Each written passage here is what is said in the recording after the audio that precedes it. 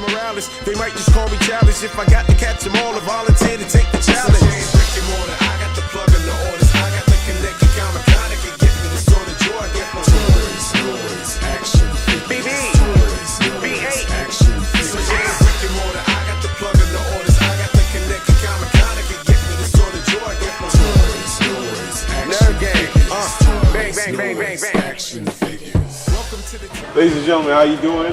This is Toys, Noise, and Action Figures. I'm your host, Red Shenny, and I'm here with a good friend of mine. We go way back, like preaching slacks to Cadillacs. My man, Jamal Stewart Cook, and he's actually out here visiting from North Carolina. Yeah, Charlotte in the house. Yep, and we're actually here at one of my favorite spots, comics and stuff, right here in Carlsbad, California, at the shops in Carlsbad. And we're gonna do a little shopping. We're gonna get a chance to talk to Jamal and find out how he got into comics and the whole lifestyle and everything like that we love and enjoy. So sit back, relax, and join us for this ride. So Carlsbad, North County, San Diego, Oceanside is my city. Right. And San Diego is your city. My city. So I want to take you to one of my favorite spots to come and shop and check out collectibles and comics and kind of just get myself in trouble with the wife. Comics and stuff. Okay. So, I hear you. but while we're in here, I was really interested in knowing not just what types of comics and collectibles that you would be into, but more importantly, how you got into them, how you were inspired by them, and at what age, and what was that like in school for a black dude who was in the comics? You know what's crazy, man, is when I was younger, dude, I picked up a X-Men book. I remember very vividly Wolverine on the front. It was like the whole cover was yellow, right? And I was like, yo, Mom, I like this joint. So she's looking at the freaking comic with me, and she's like, oh, hell no. None of that, bro. We won't be having none of that. Dude, I was like, had to been like 19 years old, right? Okay, So she shut that down. So then here's the thing. You know how when you grow up and there's like the cool kids and then the goofers, the dummies and stuff like that, right? Yeah. So I literally, bro, went and I was trying too hard to be something on the outside, but in the inside, I'm like this full-ass nerd, right? Like, I mean, a legit nerd, man. I have no idea what you're talking about. That's never been me. You know, my biggest thing was like, I loved, like cartoons, He-Man, and you know what I'm saying, G.I. Joe, Transformers, Thundercats. I was about all that stuff, right? But if I had like the paraphernalia, and one of my boys came over, it was gonna be done. Oh, okay. You see what I'm saying? So what I would do is literally, I would just go to comic book stores, read comics while I was there, put them back in. Wow. Never collected because it was. You had to keep it on the low. I had to keep it on the low, man. So I never gave myself the opportunity to get really ingratiated. San Diego, because a lot of people don't understand. San Diego is like your Comptons, your Brooklyns, your Atlantas. And you're talking about Southern California in the late 80s, early 90s, bro. Yeah. You know what I'm saying? The gang culture was big. Like, you couldn't be no dude from the neighborhood, the Southeast, and mess around and reading comic books. That just wasn't happening like that. Speaking of X-Men, let's find these X-Men ones you're talking about. Because for me, I was into the Uncanny X-Men. Okay. And I remember, I think around 91, 92, they put out just the X-Men series, and they did that with McFarlane and the Spider-Man series. Yeah. So let's find some of the X-Men ones you might be talking about. Uncanny X-Men, bro. You know what's crazy, man? Is my favorite X-Men is not even Wolverine, bro. Colossus. Ooh. I don't know why he's my favorite. Wait. You like the Russian? The Russian? You like Trump? Dude. Okay. All right. Dude, Colossus is my favorite X-Men, dog. You X-Men right here. Yeah. Like when I saw him in this whole section.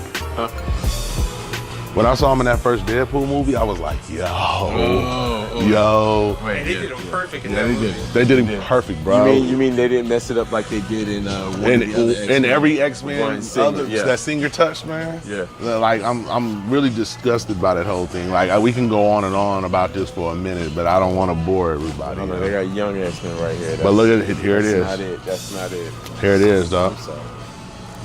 There you go, the Uncannies. Uncannies. Right Yeah, man.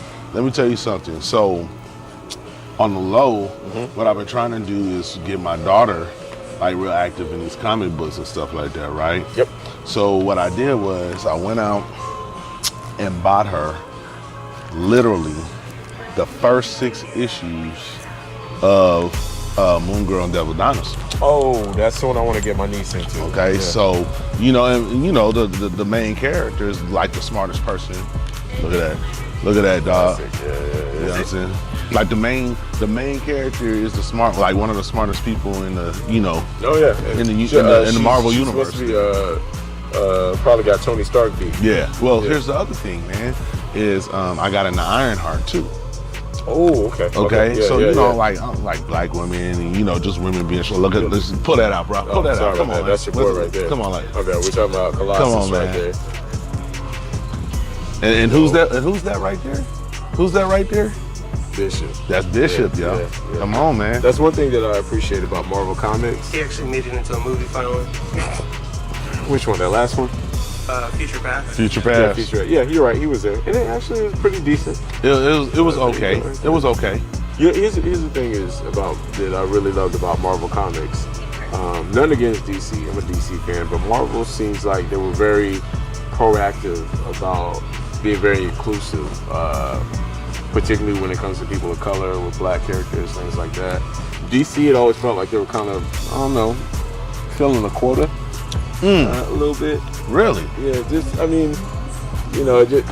didn't seem like it was as forthcoming, as not headlining books. You see what I'm saying? Like you got Black Lightning, Okay. like that or whatever. Okay. But the characters seem to be in a very supportive.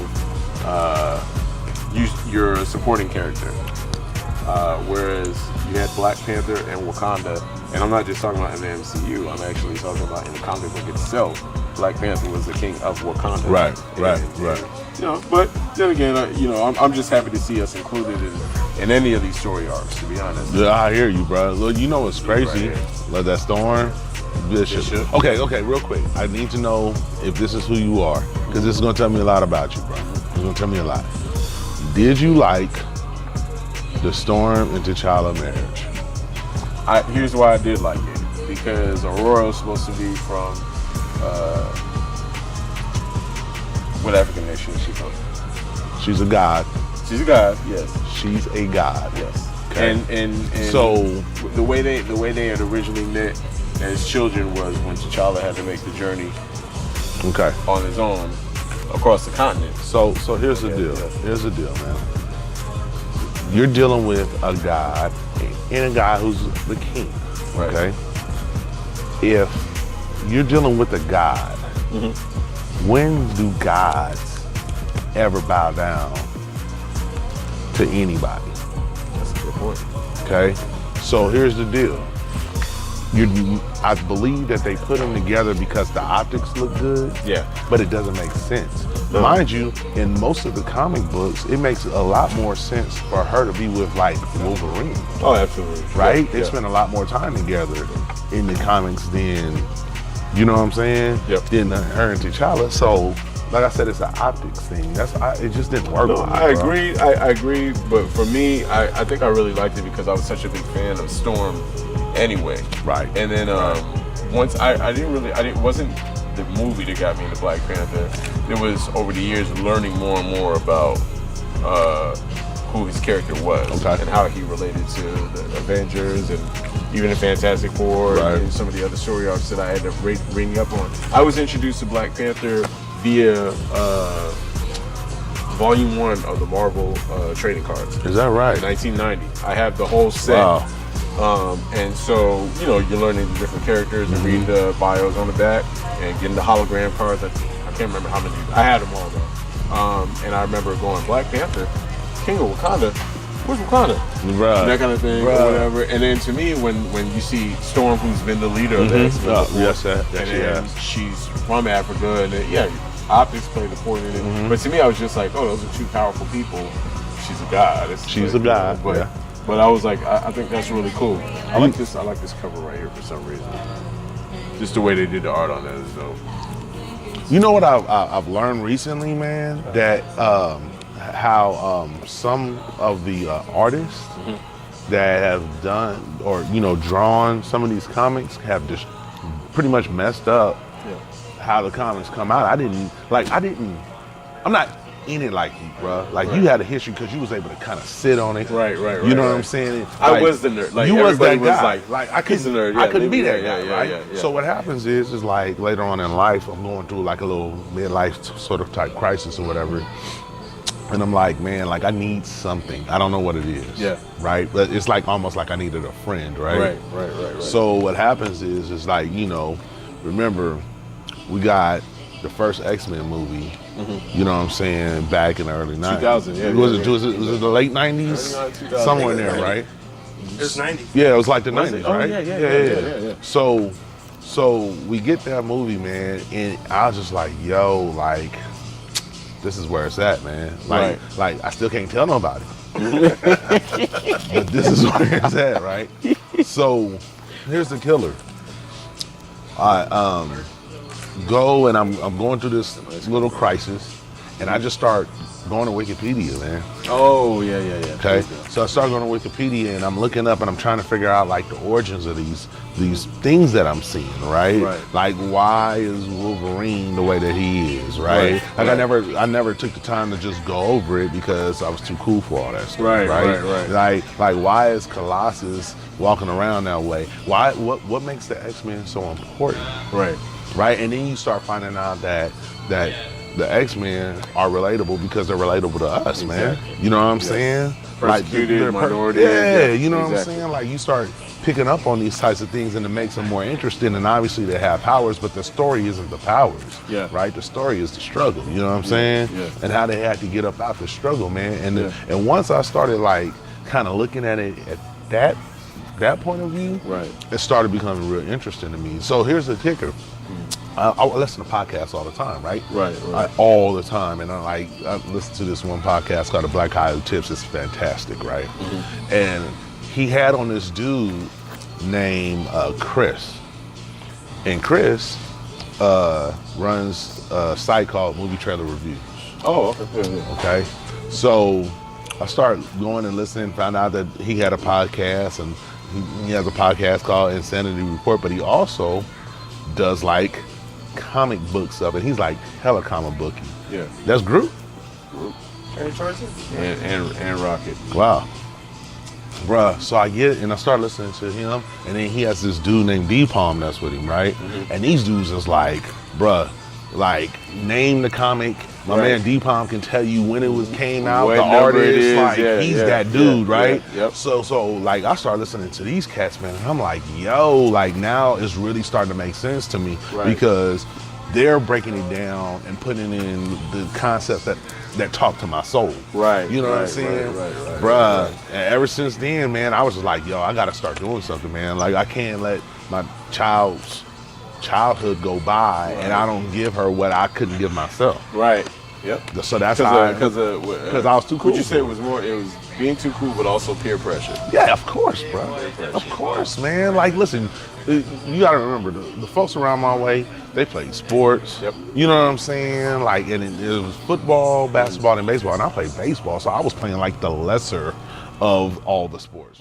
Okay, so now we're over here checking out a few of the toys. Now, you have admitted that you really couldn't get into publicly displaying your affections for comics and things like that or whatever. I could have. I was just a punk, man. Let's just keep it real, man. Like, if you true to yourself, man, you know what you like, man. You got to do the things that make you happy. And looking back on it, man, I should have just been like, I don't care what the hood say. This is the stuff I like. You know what I'm saying? Because listen, they wasn't gonna mess with me anyway. Because I wasn't that dude. You know what I'm saying? I wasn't that dude that was gonna get in trouble like that. So if they're not gonna mess with you anyway, you might as well do the things that you like and then bunk all the people that can't get down with you. I got a pass. It's different. It's a little different because I got a pass and I could openly be the way I was because I was an artist. I used to draw. So kids were just like, oh, Reg is an artist. He's going to be in the comic books. Okay, cool. So I got a pass on that. But since you couldn't do it back then, if you had to get into collectibles and things like that nowadays, what would you be picking up? Like right now we're standing in front of Marvel Legends. They do the 6-inch figures right now. And they got smaller figures and things like that. But what would your mom be in? So here's the deal, bro. Like if my wife if you're looking at this, babe, if my wife would let me, like go crazy, I think I would go back and literally collect all the He-Man stuff. Bruh, listen, let me tell you something.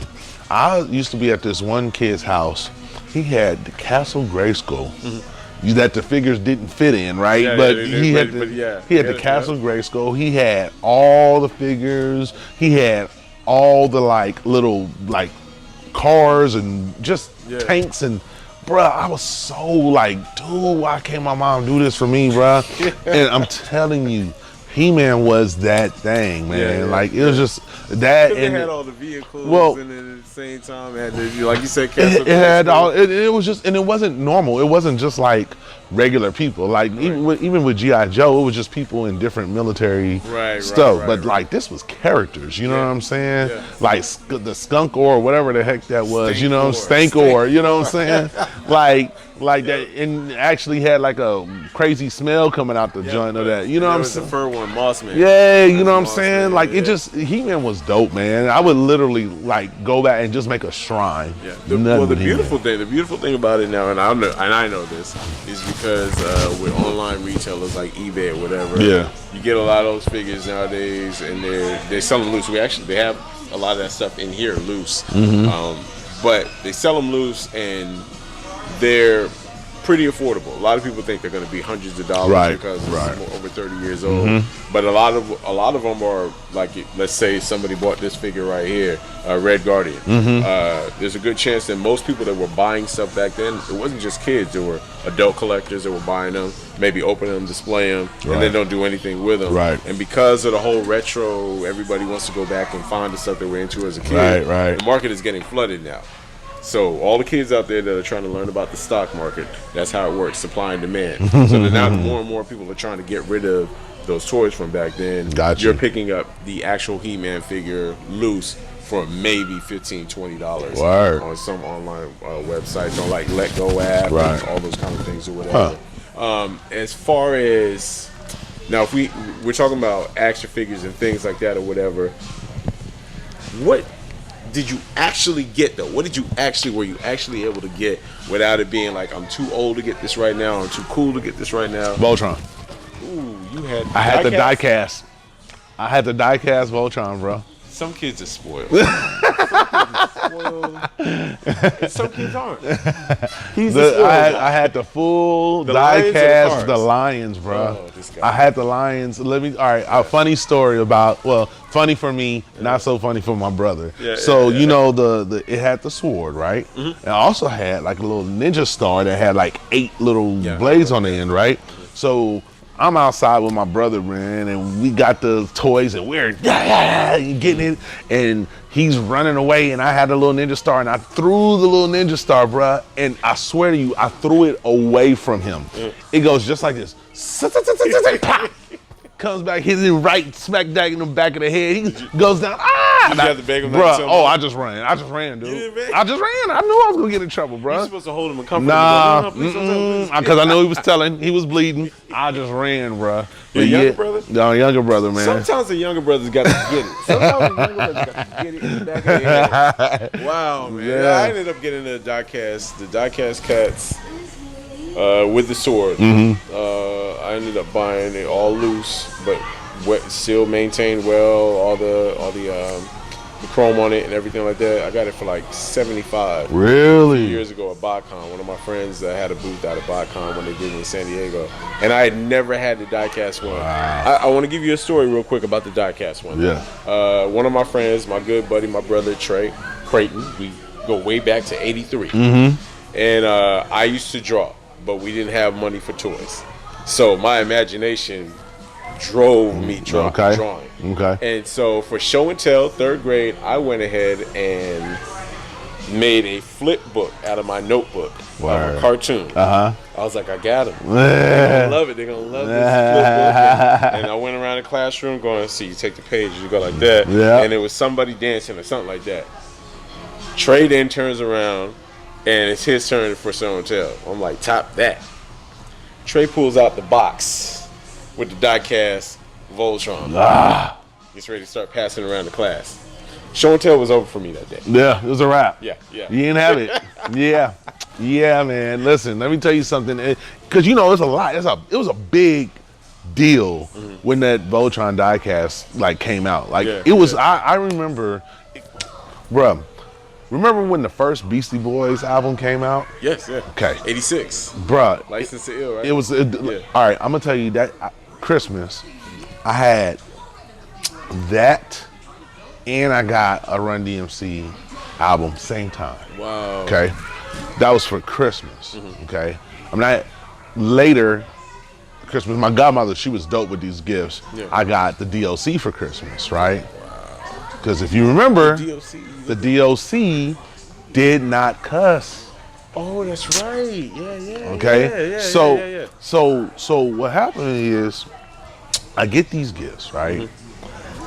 I literally was trying to trade my albums for the diecast joints, not knowing that I had the diecast.